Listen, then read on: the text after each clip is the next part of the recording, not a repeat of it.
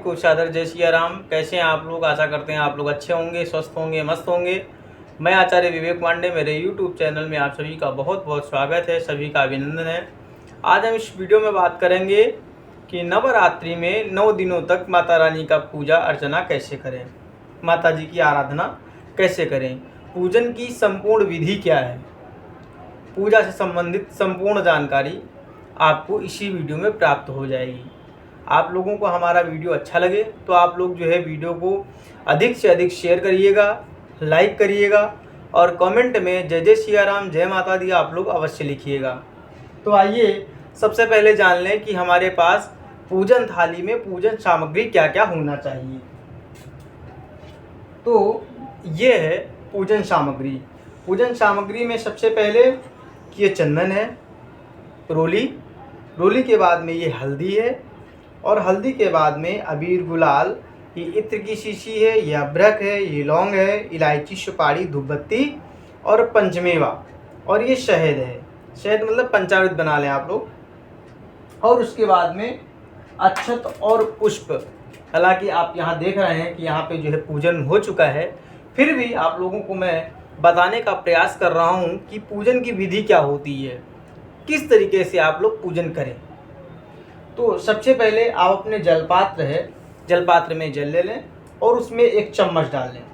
चम्मच डालने के बाद में आपको उससे जो है 3 बार ऐसे जल लेना है और जल को पी जाना है। ओम केशवाय नमः, ओम नारायणाय नमः और ओम माधवाय नमः करते हुए 3 बार जल पीने के बाद में चौथी बार जो है जल लेकर के हाथ धुलना है। हस्त प्रक्षाल्य।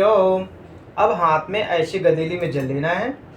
जल को लेकर के ऐसे ओम अपवित्रा पवित्रो वा सर्वावस्थांगतो विवाह स्प्रेत पुंडरीकाक्ष वाहि अभ्यंतराशि पुंडरीकाक्ष पुनादु हरि पुनाद विष्णु पुनादु। आप लोग मंत्र नहीं बोल सकते हैं, कोई बात नहीं है। कामना करते हुए गंगा मैया का स्मरण करते हुए अपने ऊपर जल छिड़क लें।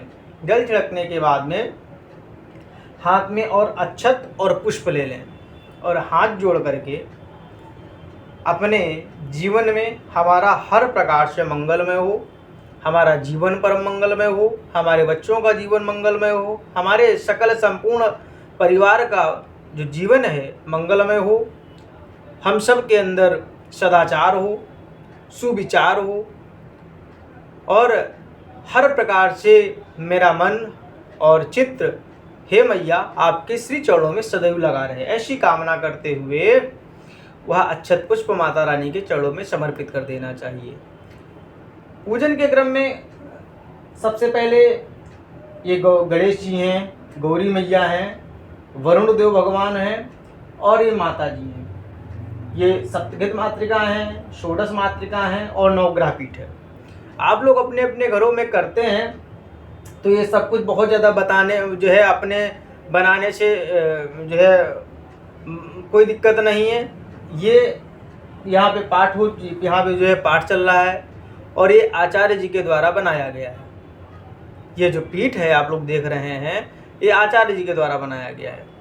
अगर आप लोग अपने मन से अपने तरीके से जो सरल उपाय है, जो साधारण जो तरीका है, उस तरीके से करेंगे तो बस कलश और कलश के साथ में गौरी गणेश तो अति आवश्यक है। और माता रानी की जो है चित्रपट भी रख सकते हैं, उनका विग्रह है आप उनको भी रख सकते हैं। उसके बाद में हाथ में जल, अक्षत, पुष्प और द्रव्य रख करके आप माता रानी के सामने संकल्प करेंगे कि हे मैया हम आपका पूजन करने जा रहे हैं, हम आपका अर्चन करने जा रहे हैं, हम आपका वंदन करने जा रहे हैं। इस पूजन के फलस्वरूप आप हमको उत्तम फल की जो है प्राप्ति कराइए। हे मैया हम आपकी शरण में हैं, ऐसी कामना करते हुए जो अपना संकल्प है वो माता रानी के चरणों में समर्पित करना चाहिए। और उसके बाद में पुनः हाथ में अक्षत पुष्प लेकर के हाथ जोड़ करके बड़े भाव के साथ में भगवान गणेश जी का, गौरी मैया का और कलश में वरुण देव भगवान विराजमान हैं, उनका स्मरण करें और साथ ही साथ में माता रानी का स्मरण करें। उनसे हर प्रकार से मंगल कल्याण की कामना करें और ऐसी कामना करते हुए अक्षत पुष्प सभी के पास छोड़ देना चाहिए।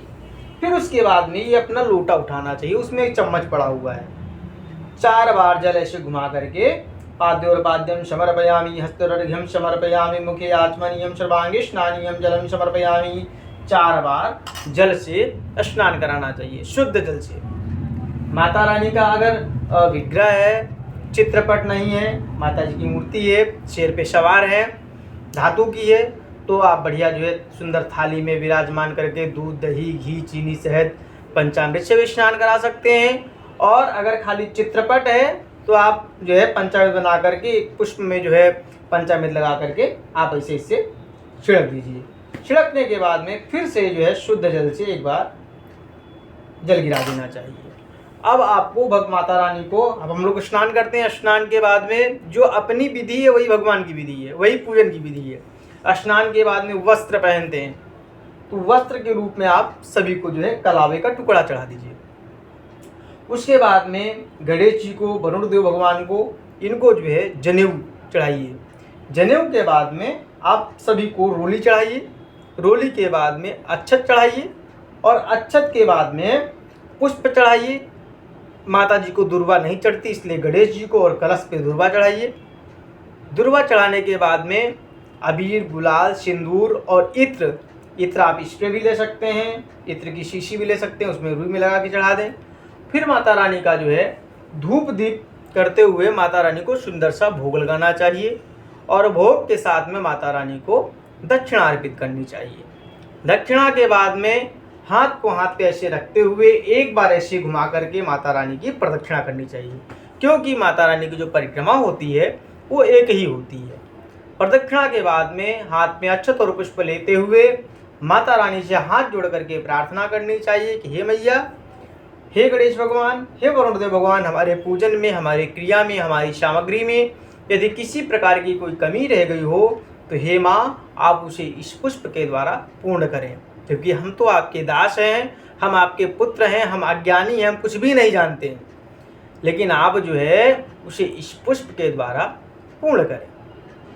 ऐसी कामना करते हुए पुष्प को जो है समर्पित कर देना चाहिए। दाहिने हाथ में जल ले करके पूजन को स्मरण करके जो है कलश के पास में चढ़ा देना चाहिए। फिर सुंदर सी आरती करनी चाहिए। आरती कैसे करनी चाहिए? घी की आरती बना लें और उसके साथ में कपूर रख लें और ओम जय अम्बे गौरी या विभिन्न आरतियां हैं, अम्बे तू है, जगदम्बे काली, कई प्रकार की आरतियां हैं, उससे जो है आरती करें। अगर संभव हो तो गाय की जो कंडी है, गाय के गोबर की कंडी, उस कंडी पे जो है आप अग्यारी भी रोज़ नियमित रूप से कर सकते हैं। और अगर ऐसा नहीं कर पा रहे हैं तो कोई बात नहीं है, माता रानी की आरती करना चाहिए और उसके बाद में आप श्री दुर्गा सप्तशती का जो है पाठ करें। संस्कृत में पाठ कर सकते हैं तो संस्कृत में पाठ करें, और हिंदी में पाठ करना चाहते हैं या हिंदी में कर रहे हैं तो हिंदी में भी कर सकते हैं। इतना भी नहीं हो पा रहा है तो हिंदी में दुर्गा चालीसा जी हैं, उसका भी पाठ करें, वो भी जो है उत्तम फल की प्राप्ति कराने वाला पाठ है। और जो नवाण मंत्र है, आप इस मंत्र का भी अधिक से अधिक जप कर सकते हैं। नवाण मंत्र क्या है? ओम ऐं ह्रीं क्लीं चामुंडाय विच्चे। इस मंत्र का खूब अधिक से अधिक जप करिए और व्रत के दौरान ये प्रयास करिए कि कम से कम हमको जो है आहार लेना है, और प्रयास करें कि केवल शाम ही को फलाहार करें, और अगर शरीर में कोई समस्या बनी हुई है तो दोनों टाइम लें, लेकिन हल्का हल्का ही लें। फल का आहार, फलाहार का मतलब फलों का आहार ही लें, वो भी हल्का सा लें। पता लगा कि व्रत हैं, व्रत कर रहे हैं शरीर शुद्धि और माता जी के जो है आराधना करने के लिए, माता जी का अनुष्ठान करने के लिए, अब पता लगा कि फलाहार इतना हो जाए और फिर पूजन में मन न लगे, फिर निद्रा आवे, तो ऐसे फलाहार का, ऐसे व्रत का कोई मतलब नहीं है। इसलिए अपना शरीर जिस हिसाब से जो है समाहित मनसा स्मः, जिस तरीके से माता रानी के चरणों में अपना मन समाहित रहे, उस तरीके से आप लोग जो है व्रत कर सकते हैं। और माता रानी की कृपा आप सबके जीवन में सदैव बनी रहे। आप सबके जीवन में माता रानी सुख, शांति, समृद्धि सदैव प्रदान करती रहें। आप सबका जीवन परम मंगलमय हो। आप सभी को हमारे द्वारा यह दी गई जानकारी हमारे द्वारा बनाए गए वीडियो आप लोगों को अगर पसंद आया हो तो आप लोग अधिक से अधिक इसको शेयर करिएगा और लाइक करिए और कमेंट में जय सिया राम जय माता दी अवश्य लिखिएगा। और अगर अभी तक आप लोगों ने हमारे चैनल को सब्सक्राइब नहीं किया है तो आप सभी से निवेदन है कि हमारा चैनल आप लोग जो है शीघ्रता के साथ में सब्सक्राइब कर लें, ताकि आप लोगों तक अधिक से अधिक जानकारी पूजा पाठ व्रत अनुष्ठान से संबंधित आप लोगों तक हम आसानी से पहुंचा सकें। आप लोगों को हर प्रकार के जो है जप और पाठ पूजा उपवास व्रत सब की जानकारी बड़ी आसानी से पहुंच सके। आप सभी को पुनः सादर जय सिया राम, हर हर महादेव, जय माता दी।